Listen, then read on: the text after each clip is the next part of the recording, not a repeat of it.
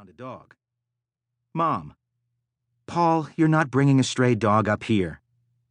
Dad, I found him tied up in an abandoned store on my route. They left him to starve. You should see him. He's beautiful. Mom, Paul, listen, you are not going to bring a stray dog up here. I mean it. Dad, Paula. Mom, Paul, I'm serious. Do not bring a dog up here. Do you hear me? Dad, Paula. Author's note. Yes, my parents' names really were Paula and Paul. I know, it's cute.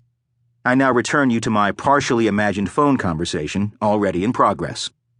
Mom, don't hang. Paul, don't you dare hang up. Paul!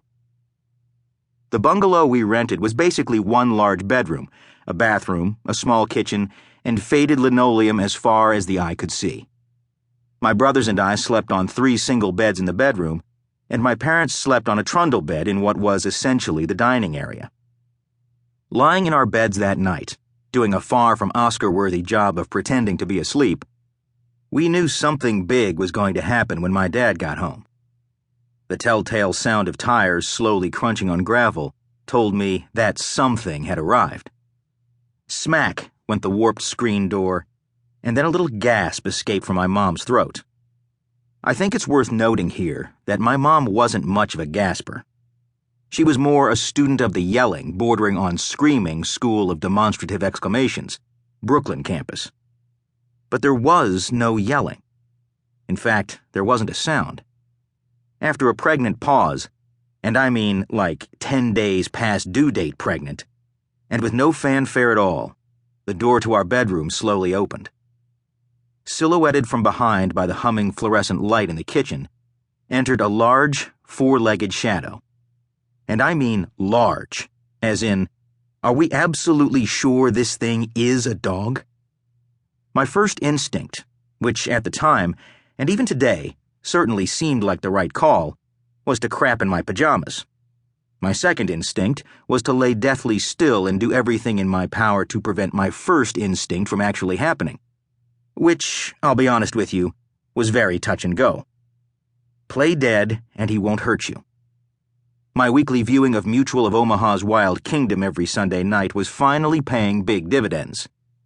I knew that worked with black bears in Wyoming and Montana. I could only hope it would work in the Borscht Belt on whatever this thing was. I heard it slowly padding its way over toward my bed, its undoubtedly razor-sharp claws clicking menacingly against the tired linoleum. And then I felt the subtle sensation of a cool wetness brush against my right hand, which was hanging off the side of the bed. Oh God, it's right next to me. Stay still.